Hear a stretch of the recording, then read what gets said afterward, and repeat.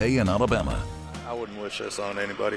You know, I've seen earthquakes and, you know, like I said, we had a fire last year, me and my family, but this just came on so quick and changed so many lives. A heartbreaking situation in Lee County. Strong tornadoes hit the Beauregard and Smith Station areas on Sunday, leaving behind death and destruction. We have a crew live in Lee County this morning to get you the very latest. We're still waiting to hear from authorities this morning to update the media. Again, a lot of information happening yesterday, Sunday afternoon into the evening time. We're expecting to hear more this morning in just a few minutes. Thanks so much for being with us on this Monday morning on Today in Alabama. I'm Jed Davis. Tanya has the day off today.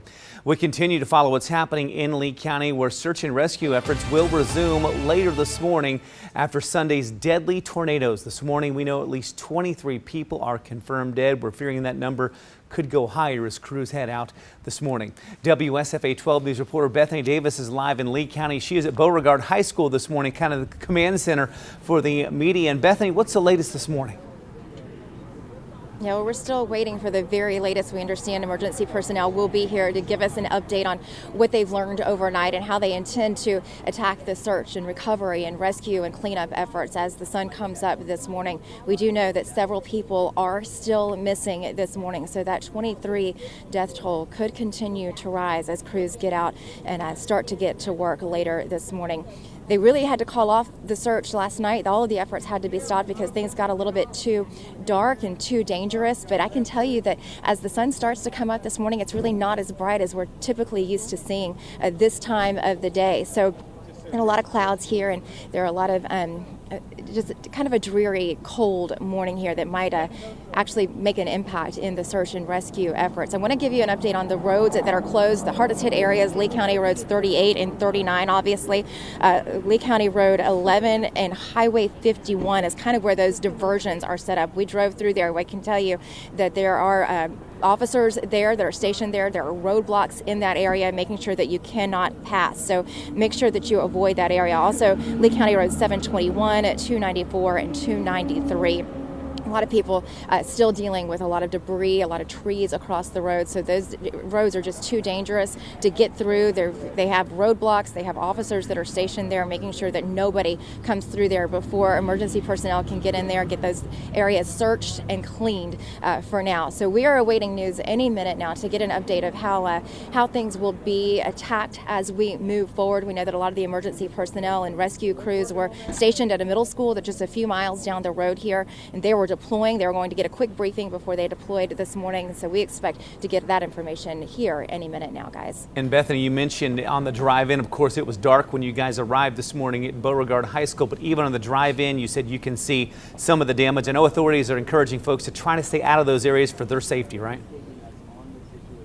Absolutely. We know, too, that a lot of people, this is a time when, gosh, these communities, especially these small town communities, tend to really pull together. This is when the heart of the community really tends to come out more than anything. Everybody wants to help out. There will be opportunities to volunteer and to help. We're going to try to get that information for you this morning and get that out to you. In the meantime, they're asking people to just stay home, stay away from the damaged areas for now, and understand that the top priority right now is going to be to locate all of those missing people that they were not able to locate last night. So they are going to send emergency crews. They're going to send the professionals in first to make sure that they can round up everybody that they can, make sure they can get some of those roads cleared out, a little bit of the debris cleared out before people start to get in. We know you want to help. We want you to help.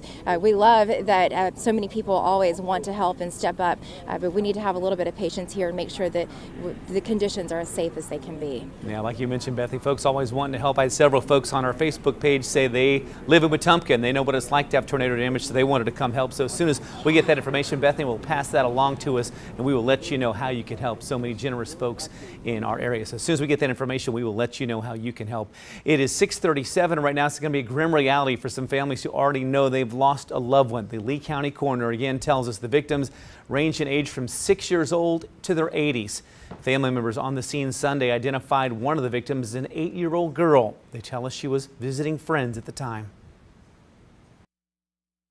Of course, we were hoping that wasn't true, but then the prayer chain on our phones, they all said, you know, she's gone to heaven. She was only 8 years old. It's very heartbreaking. It feels not real. It really does. Alabama Governor Kay Ivey and the State Emergency Management Agency are working with local authorities to help storm victims. The governor says she already extended a state of emergency from February 23rd to statewide after Sunday's storms. She also issued a statement saying, quote, "Our hearts go out to those who lost their lives in the storms that hit Lee County, praying for their families and everyone whose homes or businesses were affected." President Donald Trump also weighing in after hearing what happened in Alabama, saying, quote, "To the great people of Alabama and surrounding areas, please be careful and safe. To the families and friends of the victims and to the injured, God bless you all." We want to let you know about 2 locations right now that are being designated as storm shelters if you need somewhere to go. The Smith Station Volunteer Fire Department, that's located at 50 Lee Road in Smith Station, as well as Providence Baptist Church off of 2807 Lee Road 166 in Opelika. These are the designated areas for victims if you need to seek shelter. If you live in or around those affected areas, you're encouraged also to register on the Red Cross Safe and Well website. That way your loved ones will know that you are okay. Also, if you have any missing family members or friends, you're encouraged to fill out a form on the Lee County EMA website. That's leecoema.com. Again, leecoema.com. You can place information there if you have a missing loved one. We have all that information right now on our website, WSFA.com. In order to assess the damage left behind, lots of school closures to tell you about this morning. All Lee County schools will be closed today, but this does not include Auburn City Schools and Opelika City Schools. They operate with their own individual school system. So again, Lee County schools. Also, Lee Scott Academy in Auburn says it will be closed today because several families have been strongly impacted by that storm.